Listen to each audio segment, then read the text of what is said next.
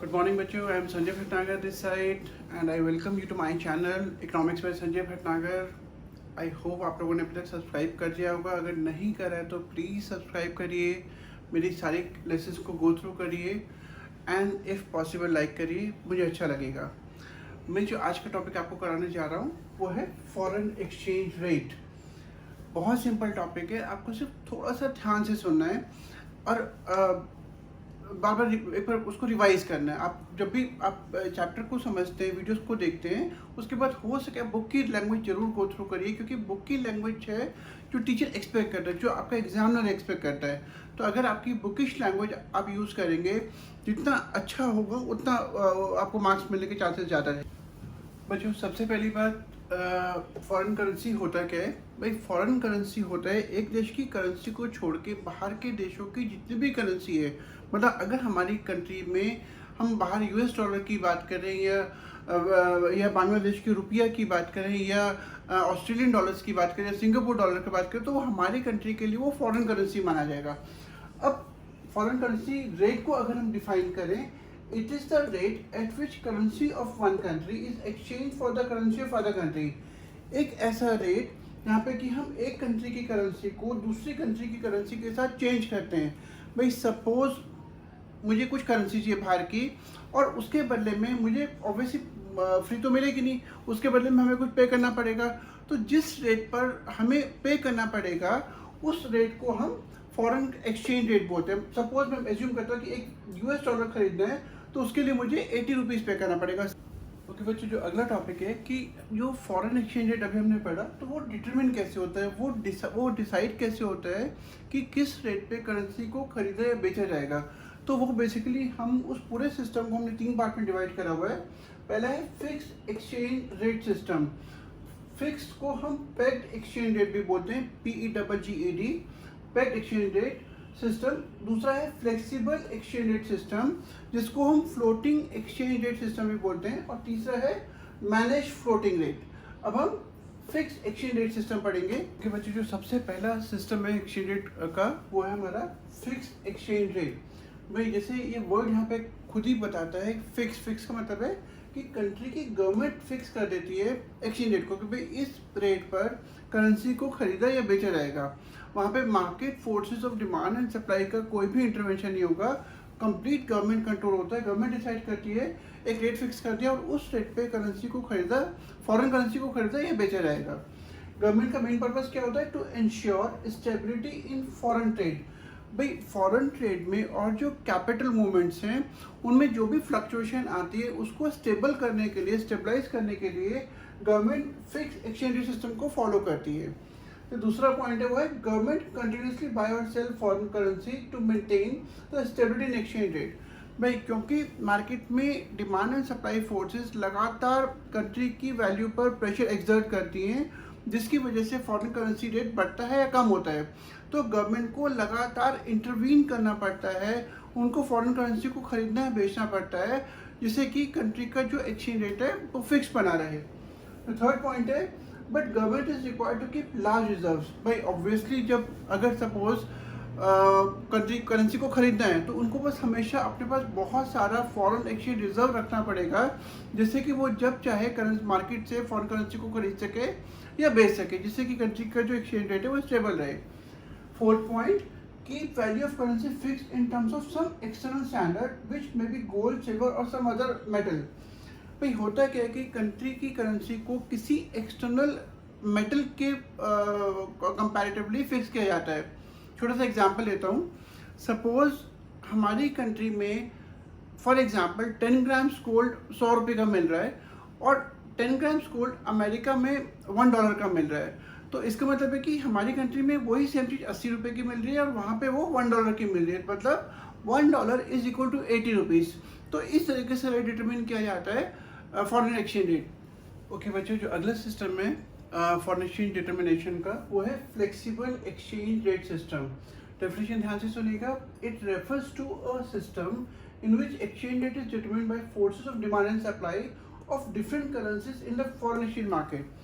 ये एक ऐसा सिस्टम है जहाँ पे कि डिमांड एंड सप्लाई फोर्सेस आपस में इंटरेक्ट करती हैं और इस तरीके से फॉरेन एक्सचेंज रेट डिटरमिन होता है. यहाँ पे गवर्नमेंट का कोई भी इंटरवेंशन नहीं होता। तो सबसे पहला जो पॉइंट है इसमें नो गवर्नमेंट इंटरवेंशन। गवर्नमेंट यहाँ पे किसी भी टाइप का कोई भी इंटरवेंशन नहीं करती, क्योंकि सारे का सारा काम या सारे का सारा जो डिटर्मिनेशन ऑफ एक्सचेंज रेट है वो market forces of demand and supply की वजह से हो रहा है। दूसरा पॉइंट है fluctuate freely according to the changes in demand and supply. भाई अगर फॉरेन एक्सचेंज की डिमांड बढ़ जाती है तो एक्सचेंज रेट बढ़ जाएगा, अगर सप्लाई बढ़ जाती है तो एक्सचेंज रेट कम हो जाएगा। और डिमांड एंड सप्लाई फोर्सेस लगातार आपस में इंटरेक्ट करते रहते हैं, जिसकी वजह से एक्सचेंज रेट बहुत जल्दी वेरी करता है, बहुत जल्दी अप या डाउन जाता है। तो थर्ड पॉइंट है also known as floating exchange rate. भाई फ्लोटिंग और फ्लेक्सिबल ये दोनों एक ही बात है। तो कभी अगर आपको क्वेश्चन पूछा जाता है what is floating exchange rate, मतलब आपको फ्लेक्सिबल एक्सचेंज रेट सिस्टम पूछा जा रहा है। जो फोर्थ पॉइंट है वो determined by the forces of demand and supply. Market forces, ये पॉइंट मैंने अभी भी यहाँ पे एक्सप्लेन करा। यहाँ पे सिर्फ ये पॉइंट है कि यहाँ पे फ्लक्चुएट फ्रीली, क्योंकि मार्केट में लगातार डिमांड एंड सप्लाई आपस में मूव कर रहा है, तो जो रेट है वो बहुत ज़्यादा फ्लक्चुएट करता है। यहाँ पे है डिटरमिन, मतलब market forces of demand and supply आपस में इंटरेक्ट करके रेट को डिटरमिन करती है। ओके बच्चों, जो थर्ड टाइप का एक्सचेंज रेट सिस्टम है उसको बोलते हैं managed floating rate. It is a rate that is determined by the market forces demand and supply and central bank influences the exchange rate through intervention। अगर आप इस definition को ध्यान से देखेंगे तो यहाँ पे कुछ डेफिनेशन का कुछ पार्ट फ्लेक्सिबल एक्सचेंज रेट का है जो कि determined by the market forces of demand and supply, और कुछ part fix exchange rate system का है and central bank influences the exchange rate through intervention. तो इसका मतलब क्या हो गया कि ये एक ऐसा एक्सचेंज रेट सिस्टम है, मैकेनिज्म है जो कि फिक्स्ड और फ्लेक्सिबल दोनों का मिक्स करके बनता है। कुछ लिमिट तक market for demand and supply interact करती हैं, डिटरमिन करती हैं, बट कुछ लिमिट तक। अगर उसके बाद मार्केट में फ्लक्चुएशन आती है तो गवर्नमेंट इंटरवीन करती है, सेंट्रल बैंक इंटरवीन करता है और एक्सचेंज रेट को वापस से स्टेबलाइज करता है। तो इसका मतलब क्या हो गया कि it is a mix of flexible and fix exchange rate system, दोनों का मिक्स है, फिक्स का एंड फ्लेक्सिबल का। तो दूसरा पॉइंट है keep the exchange rate with in limit through intervention. Suppose ये एक लिमिट है और इस लिमिट के बीच में अगर एक्सचेंज रेट वेरी कर रहा है तो गवर्नमेंट इंटरवीन नहीं करेगी, क्योंकि ये बियरेबल लिमिट है। लेकिन अगर इस रेट से ज़्यादा रेट ऊपर जाता है, फॉरेन एक्सचेंज रेट, या नीचे जाता है, गवर्नमेंट या central bank will immediately intervene करेगी और मार्केट में जो भी एक्सचेंज रेट बहुत ऊपर जा रहा है, बहुत नीचे जा रहा है, उसको वापस से इस स्लैब के बीच में लेकर आ जाएगी। इस तरीके से सेंट्रल बैंक एक्सचेंज रेट को कंट्रोल करके रखता है। जो थर्ड पॉइंट है सेंट्रल बैंक मेंटेन रिजर्व्स। भाई अब सीधी सी बात है कि अगर सेंट्रल बैंक को मार्केट में एक्सचेंज रेट को स्टेबलाइज करके रखना है तो उसको अपने पास हमेशा बहुत सारे फॉरेन एक्सचेंज रिजर्व्स रखने पड़ेंगे, तभी वो एक्सचेंज रेट को स्टेबलाइज कर पाएगा, नहीं तो नहीं। Fourth point also called dirty rate. इसको डर्टी फ्लोटिंग रेट भी बोला जाता है। मैनेज फ्लोटिंग रेट को डर्टी फ्लोटिंग रेट भी बोला जाता है, एक 1 मार्क का आता है। इसको डर्टी फ्लोटिंग रेट क्यों बोला जाता है? क्योंकि यहाँ पे गवर्नमेंट का कंट्रोल है। तो कई बार गवर्नमेंट क्या करती है, अगर गवर्नमेंट का बैलेंस ऑफ पेमेंट डेफिसिट जा रहा है, मतलब हमारे जो दूसरी कंट्रीज़ के साथ जो भी ट्रेड हो रहा है और हम माइनस में जा रहे हैं, हमारी पेमेंट्स बहुत ज़्यादा है, तो गवर्नमेंट उस सिचुएशन को डील करने के लिए अपनी कंट्री की करेंसी को डिवैल्यू कर देती है। डिवैल्यू करने से क्या होता है कि हमारी कंट्री को फ़ायदा होता है, क्योंकि हमारे एक्सपोर्ट बाहर चीप हो जाते हैं, एक्सपोर्ट्स बढ़ जाते हैं, पर जो दूसरी कंट्री उसको नुकसान पहुंचता है। उनकी जो एक्सपोर्ट है, मतलब हम जो वहाँ से इंपोर्ट कर रहे हैं वो कम हो जाएंगे। मतलब ये यहाँ पे गवर्नमेंट क्या कर रही है, it is completely ignoring the interest of other country. वो दूसरी कंट्री के इंटरेस्ट को इग्नोर कर रही है और अपनी कंट्री के इंटरेस्ट को ध्यान में रखकर उसको करेंसी को डिवैल्यू कर रही है। तो इसलिए इसको डर्टी फ्लोटिंग रेट भी बोला जाता है।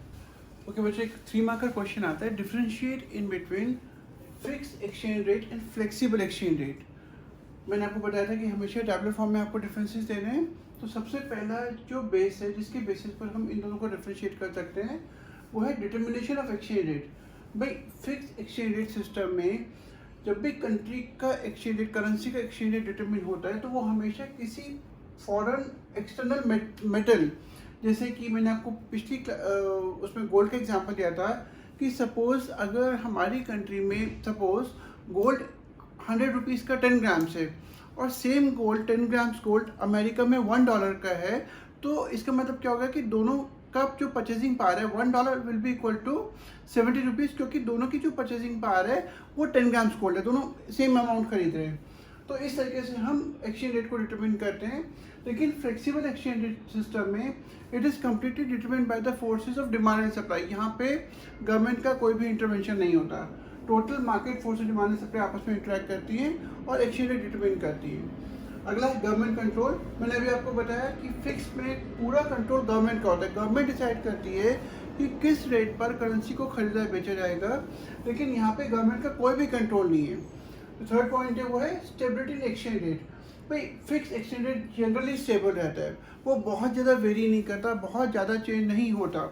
लेकिन जो फ्लेक्सिबल एक्सचेंज रेट है वो लगातार चेंज होता रहता है, वो even minute to minute change होता है, क्योंकि लगातार मार्केट में demand and supply forces change कर रही हैं, वो एक्सचेंज रेट पर प्रेशर एक्सर्ट करती हैं, जिसकी वजह से वो लगातार चेंज होता रहता है। भाई हम लोग बहुत देर से डिमांड एंड सप्लाई आपस में इंटरेक्ट करेगा, एक्सचेंज रेट डिटरमाइन होगा। तो ये कैसे आपस में इंटरेक्ट करता है? तो सबसे पहले मैं जो आपको डिमांड वाला पार्ट है वो बता रहा हूँ कि फॉरेन करेंसी या फॉरेन एक्सचेंज को कौन डिमांड करता है, क्यों डिमांड की जाती है। तो सबसे पहला आ गया import of goods and services. भाई जब हमारे देश के लोग बाहर के कंट्री से कुछ भी इंपोर्ट करते हैं तो हमें पेमेंट करनी पड़ती है। भाई सीधी सी बात है कि हम उनकी कंट्री की करेंसी में जहाँ से हम इंपोर्ट कर रहे हैं वो करेंसी में हम पेमेंट हमें वही करेंसी में करना पड़ेगा। हम अपनी कंट्री की करेंसी में पेमेंट नहीं कर सकते, क्योंकि वो वहाँ पे माना नहीं जाएगा। सो हम बेसिकली क्या करते हैं, हम अपनी करेंसी को पे करके उनकी कंट्री की करेंसी को खरीदते हैं, so that we can make the payment for the imports which we are doing from that country. उन इम्पोर्ट्स के लिए पेमेंट कर सकें जो हम उस देश से कर रहे हैं। दूसरा है टूरिज्म। हमारे से बहुत सारे लोग हैं जो फॉरेन ट्रिप्स पे जाते हैं, फैमिली बच्चों के साथ बाहर जा रहे हैं घूमने के लिए। तो भाई ऑब्वियसली सीधी सी बात है कि अगर हम बाहर जा रहे हैं, हमारे यहाँ पे फैमिलीज या लोग बाहर जा रहे हैं ऑफिस पर्पज़ के लिए, घूमने के लिए, तो हमको वहाँ की करेंसी चाहिए। तो इसका मतलब है कि हमें वो करेंसी हम डिमांड कर रहे हैं, पर डिमांड का मतलब क्या हुआ कि हमें अपनी करेंसी को सप्लाई करना पड़ेगा एंड उनकी करेंसी को खरीदना पड़ेगा, so that we can use the currency in that country. हम उस करेंसी को वहाँ पे यूज़ कर सकें। अगला पॉइंट है यूनिलैटरल ट्रांसफर सेंट अब्रॉड। भाई बहुत सारे हमारे यहाँ पे ऐसे लोग हैं जिनके बच्चे बाहर पढ़ रहे हैं, जिनके पेरेंट्स बाहर रहते हैं, या ऐसे बहुत सारे काम हैं। तो हमारे को वन वे पेमेंट करनी पड़ती है। हमको जैसे अपने बच्चों को पैसा भेजना पड़ रहा है तो इनको बोलते हैं यूनिलैटरल ट्रांसफर्स। इसमें डोनेशंस या ग्रांट्स इस तरह की चीज़ें भी आ गई। भाई अब सीधी सी बात है कि हमारी करेंसी को हमें पहले पे करना पड़ेगा, उस कंट्री की करेंसी को खरीदना पड़ेगा, so that we can transfer the money to our relatives और to our kids who have gone abroad for education. हम उन बच्चों को या उन लोगों को पैसा भेज सके जो वहाँ पे एजुकेशन के लिए गए हैं। अगला पॉइंट है purchase of assets in foreign countries. भाई हमारे यहाँ पे ऐसे बहुत सारे लोग हैं जो बाहर की कंट्री में जिन्होंने असेट्स खरीदा, मकान या बिल्डिंग या ऐसी बहुत सारी चीज़ों में पैसा इन्वेस्ट करा है, तो उनको वहाँ की करेंसी में ही पे करना पड़ेगा। तो वो लोग क्या करते हैं, वो अपनी करेंसी को सप्लाई करते हैं जिससे कि वो उस देश की करेंसी को खरीद सकें और वो वहाँ पे इन्वेस्ट कर सके। इसका मतलब है कि हम डिमांड कर रहे हैं। अगला है स्पेक्यूलेशन। भाई जैसे शेयर मार्केट में शेयर्स को खरीदा बेचा जाता है, इसी तरीके से फॉरेन करेंसी में, फॉरेन शेयर मार्केट में फॉरेन करेंसी को खरीदा बेचा जाता है। तो ऐसे बहुत सारे लोग हैं जो एक्सचेंज को डिमांड करते हैं, मतलब एक्सचेंज को खरीद के रख लेते हैं, जिससे कि जब भी मार्केट में एक्सचेंज रेट बढ़े उनको फ़ायदा हो तो वो आगे जाके मार्केट में उस फॉरेन करेंसी को बेच सके और फ़ायदा उठा सके। तो ऐसे लोग इस टर्म को बोलते हैं speculation. when people demand money for speculative activities। जैसे गुड्स का डिमांड कब होता है, जहाँ पे कि प्राइस और गुड की डिमांड में इनवर्स रिलेशनशिप होती है, मतलब प्राइस बढ़ता है तो डिमांड कम होती है, प्राइस कम होता है तो डिमांड बढ़ती है। बिल्कुल एग्जैक्टली सेम कर्व जो है वो फॉरेन एक्सचेंज का डिमांड कब बनेगा, सेम तरीके से अगर ये इनवर्स स्लोप है, यहाँ पे हम देखेंगे फॉरेन एक्सचेंज रेट, यहाँ हम देखेंगे क्वांटिटी ऑफ फॉरेन एक्सचेंज, मतलब फॉरेन करेंसी की कितनी क्वांटिटी हम डिमांड कर रहे हैं। सपोज जब करेंसी का रेट OR था तो हम OQ डिमांड कर रहे थे, लेकिन अगर रेट बढ़ जाता है, OR 1 हो जाता है OR से बढ़ के, तो हम करेंसी को कम डिमांड करेंगे, और अगर रेट कम हो जाता है तो हम करेंसी को ज़्यादा डिमांड करेंगे, क्योंकि अब हमारे लिए वो करेंसी सस्ती हो गई है। तो इस तरीके से there exist an inverse relationship between quantity demanded of foreign exchange and foreign exchange rate. अगर फॉरेन एक्सचेंज रेट महंगा होगा तो हम कम डिमांड करेंगे, अगर फॉरेन एक्सचेंज रेट सस्ता होगा तो हम ज़्यादा डिमांड करेंगे। भाई अभी हम लोगों ने पढ़ा कि करेंसी को डिमांड कौन लोग करते हैं, कैसे की जाती है। अब हम पढ़ रहे हैं सप्लाई ऑफ फॉरेन करेंसी। भाई कौन कौन से लोग हैं, कौन कौन से सोर्सेज हैं जिससे कि हमारी कंट्री को फॉरेन एक्सचेंज की सप्लाई मिलती है। तो सबसे पहला पॉइंट आ गया export of goods and services. भाई जब हम बाहर के देश के लोगों को हम अपनी गुड्स को एक्सपोर्ट करते हैं, यहाँ से बाहर सामान बेच रहे हैं, तो वो लोग हमको पेमेंट करेंगे, बट वो पेमेंट वो करेंगे हमारी करेंसी में। बट उनके पास हमारी करेंसी नहीं, तो वो क्या करेंगे, वो अपनी करेंसी को सप्लाई करके हमारी करेंसी खरीदेंगे, so that they can make the payment to us for the goods which have exported to them. तो यहाँ पे क्या हो रहा है कि वो अपनी करेंसी को सप्लाई कर रहे हैं to buy Indian currency so that they can make the payment. दूसरा पॉइंट है फॉरेन इन्वेस्टमेंट। वैसे बाहर के बहुत सारे लोग हैं जो यहाँ पे पैसा इन्वेस्ट करना चाहते हैं, बड़ी बड़ी कंपनीज में, बड़े बड़े ऑफिसेज में, फैक्ट्रीज में। तो वो लोग क्या करते हैं, उनको अपनी कंट्री की करेंसी को सप्लाई करना पड़ता है जिससे कि वो हमारी करेंसी को खरीद सके और फिर वो हमारी कंट्री में इन्वेस्ट कर सके। तो इसके लिए वो अपनी करेंसी सप्लाई कर रहे हैं हमारी करेंसी को खरीदने के लिए। तो थर्ड पॉइंट है यूनिलैटरल ट्रांसफर्स फ्रॉम अब्रॉड। हमारे देश के लोगों को या हमारे देश को बहुत सारी डोनेशन या ग्रांट्स या बाहर से बच्चे यहाँ पढ़ने आते हैं, तो उनके पेरेंट्स यहाँ पे जो भी पैसा भेज रहे हैं, ये इंटरनेशनल मॉनेटरी फंड या इंटरनेशनल एजेंसी जो भी पैसा हमको रिसीव हो रहा है, वो उनको भी हमारी कंट्री की करेंसी में ही पेमेंट करनी पड़ती है। तो वो लोग क्या करते हैं, वो अपनी कंट्री की करेंसी को सप्लाई करते हैं जिससे कि वो हमारी करेंसी को खरीद सकें एंड हमारी कंट्री में वो पैसा भेज सकें। अगला पॉइंट है स्पेकुलेशन।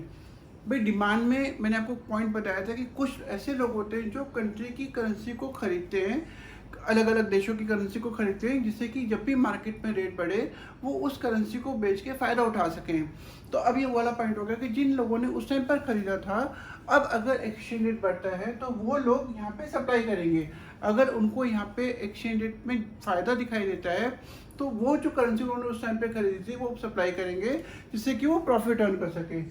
तो इस तरीके से हम इन सारे पॉइंट्स को 4 इंपॉर्टेंट पॉइंट्स में डिवाइड कर सकते हैं, सारे फैक्टर्स को 4 इंपॉर्टेंट पॉइंट्स में। मतलब कि हम अगर फॉरेन एक्सचेंज को जो सप्लाई पार्ट है उसको अगर हम ग्राफिकली रिप्रेजेंट करें तो हम उसको कैसे कर सकते हैं, इस तरीके से। ये हमारा क्वांटिटी ऑफ फॉरेन एक्सचेंज है, ये हमारा फॉरेन एक्सचेंज रेट है। हमारा सप्लाई का ऐसा बनेगा, जब हमारा एक्सचेंज रेट OR था तो क्वांटिटी सप्लाई थी OQ। जब एक्सचेंज रेट बढ़ के OR से बढ़ के OR1 हो गया तो हमारी क्वांटिटी सप्लाई भी बढ़ जाएगी, OQ से बढ़ के OQ1 हो जाएगी। और अगर एक्सचेंज रेट कम होता है तो क्वांटिटी सप्लाई भी कम हो जाएगी। भाई सीधी सी बात है कि अगर रेट कम होगा तो जो लोग एक्सचेंज करेंसी को सप्लाई कर रहे हैं उनको उतना फ़ायदा नहीं होगा, तो वो करेंसी की सप्लाई को कम कर देंगे। और अगर एक्सचेंज रेट बढ़ता है तो वो सप्लाई बढ़ा देंगे क्योंकि अब उनको ज़्यादा फ़ायदा दिखाई दे रहा है। जो अब एक्सचेंज रेट कैसे डिटरमिन होता है, by the forces of demand and supply. हमने डिमांड कर्व बना दिया, ये हमारा सप्लाई कर्व बन गया, जहाँ पे दोनों डिमांड एंड सप्लाई कर्व आपस में इंटरसेक्ट करेगा। ये हमारा हो जाएगा इक्विलिब्रियम पॉइंट, ये हमारा हो गया इक्विलिब्रियम एक्सचेंज रेट, एंड ये हो गया हमारा equilibrium quantity of foreign currency demanded and supplied. मतलब एक ऐसा रेट जिस पे जो लोग डिमांड कर रहे हैं और जो लोग सप्लाई कर रहे हैं वो एग्री कर जाते हैं इतनी क्वांटिटी को बेचने के लिए या खरीदने के लिए। तो इस तरीके से डिमांड एंड सप्लाई फोर्सेस आपस में इंटरेक्ट करके एक्सचेंज रेट डिटरमाइन करती है। अच्छा, अब सपोज मार्केट में एक्सचेंज रेट बढ़ गया, किसी भी रीजन की वजह से एक्सचेंज रेट बढ़ के OR से बढ़ के OR1 हो गया। तो अब अगर आप ध्यान से देखेंगे, यहाँ पे हमारी डिमांड तो हो गई R1 से, मैं इसको पॉइंट लेता हूँ R1A, और हमारी सप्लाई होगी R1B। तो ये जो सिचुएशन है, इस पॉइंट पर हमारा क्या सिचुएशन आ जाएगी, ये हमारा हो जाएगा एक्सेस सप्लाई। मतलब एक ऐसा रेट जहाँ पे कि डिमांड R1A है, सप्लाई R1B है, और इतना हमारा एक्सेस सप्लाई, क्योंकि ज़्यादा लोग सप्लाई कर रहे हैं कंपेयर टू डिमांड। तो जब मार्केट में एक्सेस सप्लाई की सिचुएशन आती है, का मतलब है कि बहुत सारे लोग जो करेंसी को सप्लाई कर रहे हैं बट उतनी डिमांड नहीं है, और उसकी वजह से वो अपनी करेंसी को सप्लाई नहीं कर पा रहे क्योंकि डिमांड कम है और सप्लाई ज़्यादा है। तो वो लोग क्या करेंगे, जो सप्लायर्स हैं, सप्लायर्स ऑफ करेंसी हैं, वो आपस में कम्पीट करेंगे, वो आपस में एक दूसरे के साथ कंपटीशन करेंगे कि भाई उनको अपनी करेंसी बेचनी है। तो उस कंपटीशन में वो क्या करेंगे, वो अपनी करेंसी के रेट को कम करना स्टार्ट करेंगे। तो जो कम करना स्टार्ट करेंगे तो सप्लाई में कॉन्ट्रैक्शन होना स्टार्ट हो जाएगा, मतलब लोग अब कम सप्लाई कर रहे हैं लेकिन डिमांड बढ़नी स्टार्ट हो जाएगी और डिमांड में एक्सपेंशन होना स्टार्ट हो जाएगा। और ये प्रोसेस जब तक चलता रहेगा, सप्लाई का कॉन्ट्रैक्शन, डिमांड का एक्सपेंशन, ये जब तक चलता रहेगा जब तक कि मार्केट में इक्विलिब्रियम एक्सचेंज रेट दोबारा से डिटरमिन नहीं हो जाता। और सपोज अगर मार्केट में किसी रीजन की वजह से एक्सचेंज रेट कम हो जाता है, भाई कम होके से R2 हो गया, अब अगर आप ध्यान से देखेंगे तो हमारी सप्लाई होगी R2M, लेकिन डिमांड हमारी बढ़ के होगी R2N। ये हमारी सिचुएशन हो गई एक्सेस डिमांड की, एक्सेस डिमांड। इसका मतलब क्या होगा कि मार्केट में इस एक्सचेंज रेट पे खरीदने वाले लोग ज़्यादा हैं और सप्लाई करने वाले लोग कम हैं, जिसकी वजह से मार्केट में एक्सेस डिमांड की सिचुएशन आ गई। अब क्या होगा, अब मार्केट में जो लोग खरीदना चाहते हैं क्योंकि उनको उतनी करेंसी मिल नहीं रही है तो वो आपस में कम्पीट करेंगे। तो जब वो आपस में कम्पीट करेंगे तो वो इवन ज़्यादा रेट ऑफर करने के लिए तैयार हो जाएंगे, तो एक्सचेंज रेट बढ़ना स्टार्ट हो जाएगा। जब एक्सचेंज रेट बढ़ना स्टार्ट हो जाएगा तो जो सेलर्स हैं उनको पता चल जाएगा कि मार्केट में एक्सचेंज रेट बढ़ रहा है, तो वो क्या करेंगे, वो अपनी सप्लाई बढ़ा देंगे। एंड इस तरीके से डिमांड, जो कंज्यूमर्स है वो ज़्यादा पे कर रहा है, प्रोड्यूसर लगातार ज़्यादा अपनी सप्लाई बढ़ा रहा है। ये प्रोसेस जब तक चलता रहेगा जब तक कि मार्केट में इक्विलिब्रियम एक्सचेंज रेट डिटरमिन नहीं हो जाता। और इस तरीके से market force, demand and supply लगातार आपस में इंटरेक्ट करके इक्विलिब्रियम एक्सचेंज रेट डिटरमिन करती है। ओके बच्चों, अभी हमने पढ़ा कि कैसे डिमांड एंड सप्लाई कर्व्स आपस में इंटरेक्ट करते हैं और एक्सचेंज रेट डिटरमिन होता है। अब हम पढ़ रहे हैं कि अगर मार्केट में फॉरेन करेंसी का डिमांड बढ़ जाता है, भाई सीधी सी बात है कि अगर डिमांड बढ़ेगी तो डिमांड का राइट पर शिफ्ट करेगा। अब हमारा डिमांड का शिफ्ट हो गया D1। अगर आप ध्यान से देखोगे तो पुराने वाले एक्सचेंज रेट पर पहले हमारा equilibrium exchange rate, equilibrium point है E, अब E1 हो गया। तो ये जो सिचुएशन है, it will be the situation of excess demand. ये जो हमारी सिचुएशन है ये एक्सेस डिमांड की सिचुएशन है, क्योंकि इस सेट पर सप्लाई इतनी है, अभी भी सप्लाई इतनी है और डिमांड हमारी होकर इतनी हो गई। तो इसका मतलब क्या हो रहा है कि मार्केट में करेंसी की डिमांड ज़्यादा है। जब डिमांड ज़्यादा होती है तो जो कंज्यूमर्स हैं वो आपस में compete करते हैं क्योंकि उनको फॉरेन करेंसी चाहिए। तो जब वो compete करेंगे तो वो एक्सचेंज रेट को बढ़ाना स्टार्ट कर देंगे, वो क्योंकि वो कुछ भी ऑफर करने के लिए तैयार हो जाएंगे अगर उनको फॉरेन करेंसी चाहिए। तो जब एक्सचेंज रेट बढ़ाना स्टार्ट करेंगे तो जो प्रोड्यूसर है वो अपनी सप्लाई बढ़ाना स्टार्ट कर देगा। और ये पॉइंट जब तक चलता रहेगा जब तक कि मार्केट में equilibrium exchange rate E2 determine नहीं हो जाता, जो कि अब नया जो एक्सचेंज रेट है वो है OR1 और नई क्वांटिटी हमारी जो एक्सचेंज की है वो है OQ1। और सपोज मार्केट में अगर डिमांड कम हो जाती है तो डिमांड कम हमारा लेफ्ट पर शिफ्ट करेगा। अब हमारा डिमांड कब शिफ्ट होकर लेफ्ट पर शिफ्ट कर गया। अब अगर आप ध्यान से देखेंगे तो जो पुराना वाला एक्सचेंज रेट है उस पर हमारी डिमांड है RF और जो सप्लाई है वो है RE, मतलब this will be the situation of excess supply, क्योंकि इस पॉइंट पर सप्लाई हमारी इतनी है, डिमांड हमारी इतनी है, जो लोग ज़्यादा, जो बेचने वाले हैं वो लोग ज़्यादा है मार्केट में। तो जब उनकी फॉरेन करेंसी बिकेगी नहीं तो वो लोग क्या करेंगे, वो अपने एक्सचेंज रेट को कम करना स्टार्ट कर देंगे। तो जब वो एक्सचेंज रेट को कम करेंगे तो डिमांड बढ़नी स्टार्ट हो जाएगी। एंड ये प्रोसेस जब तक चलता रहेगा जब तक कि नया एक्सचेंज रेट OR2 एंड नई क्वांटिटी OQ2 डिसाइड नहीं हो जाते। और इस तरीके से लगातार मार्केट में जो डिमांड एंड सप्लाई फोर्सेस है वो आपस में इंटरेक्ट करके एक्सचेंज रेट को डिटरमिन करती है और एक्सचेंज रेट लगातार वेरी करता रहता है। भाई इससे पहले हमने पढ़ा कि कैसे जब डिमांड बढ़ती है या डिमांड कम होती है तो उसका एक्सचेंज रेट पे कैसे इम्पैक्ट आता है। अब हम पढ़ रहे हैं changes in supply of foreign currency. Suppose market में ये हमारी बेस सिचुएशन है जहाँ पे कि ये डिमांड कब है, ये सप्लाई कब है, इक्विलिब्रियम पॉइंट है, equilibrium exchange rate and equilibrium quantity. अब मार्केट में किसी भी रीजन की वजह से सप्लाई बढ़ गई, सपोज हमारे एक्सपोर्ट बढ़ गए तो हमारे पास ज़्यादा पैसा आने लगा फॉरेन करेंसी का। अब जब सप्लाई बढ़ जाती है तो सप्लाई कब राइट पर शिफ्ट कर जाएगा। सपोज हमारा सप्लाई कब शिफ्ट करके हमारा राइट पर शिफ्ट कर गया। अब अगर आप ध्यान से देखेंगे तो जो पुराना वाला एक्सचेंज रेट है उस सिचुएशन में हमारी जो सप्लाई है वो हो जाएगी एक्सेस सप्लाई, क्योंकि मार्केट में अगर आप ध्यान से देखोगे तो ये हमारी सप्लाई है, ये हमारी डिमांड है, ये हमारी डिमांड है और ये हमारी एक्सेस सप्लाई की सिचुएशन है। मतलब इसका मतलब क्या हो गया कि जो लोग मार्केट में फॉरेन करेंसी को सप्लाई करते हैं वो ज़्यादा हैं, वो ज़्यादा सप्लाई कर रहे हैं, लेकिन मार्केट में डिमांड कम है। तो जब सप्लायर्स ज़्यादा हैं, डिमांड कम है, तो सप्लायर आपस में इंटरेक्ट करेगा, सप्लायर आपस में कॉम्पीट करेगा और वो कम्पीट करते करते वो रेट को कम करना स्टार्ट कर देगा, क्योंकि उनको अपनी करेंसी बेचनी है। तो जब वो सप्लायर अपनी करेंसी के रेट को कम करेगा तो डिमांड बढ़नी स्टार्ट हो जाएगी। एंड ये पॉइंट जब तक चलता रहेगा, ये इंट्रैक्शन जब तक चलता रहेगा, जब तक कि नई क्वांटिटी, नई इक्विलिब्रियम क्वांटिटी OQ1 डिसाइड नहीं हो जाती और नया इक्विलिब्रियम रेट OR1 डिसाइड नहीं हो जाता।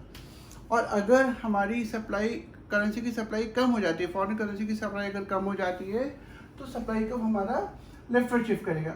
अब अगर आप ध्यान से देखेंगे तो इस पॉइंट पर जो पुराना वाला एक्सचेंज रेट है उसमें हमारा सप्लाई का लेफ्टवर्ड शिफ्ट कर गया। तो ये हमारी हो गई से सप्लाई के ले लेते हैं, और ये हो गई हमारी डिमांड। ये हमारी डिमांड है, ये हमारी सप्लाई है। इसका मतलब शॉर्टेज ऑफ सप्लाई और एक्सेस ऑफ डिमांड। मतलब यहाँ पर हमारी जो सिचुएशन है वो है एक्सेस डिमांड की। जो लोग मार्केट में डिमांड कर रहे हैं वो ज़्यादा हैं, क्योंकि सप्लाई का लेफ्टवर्ड शिफ्ट हो गया है। तो ये डिमांड है, ये सप्लाई है। अब consumers who want to buy foreign currency, जो लोग फॉरेन करेंसी को खरीदना चाहते हैं, उनको करेंसी मिल नहीं रही, तो वो क्या करेंगे, वो ज़्यादा पे करने को तैयार हो जाएंगे। तो जब वो ज़्यादा पे करने को तैयार हो जाएंगे तो सप्लायर अपनी करेंसी की सप्लाई बढ़ाएगा। और ये प्रोसेस जब तक चलता रहेगा जब तक कि नया करेंसी रेट OR2 एंड नई क्वांटिटी OQ2 डिटरमिन नहीं हो जाती। और इस तरीके से ये हमने पढ़ा कि कैसे सप्लाई के बढ़ने या कम होने से एक्सचेंज रेट पे इम्पैक्ट आता है।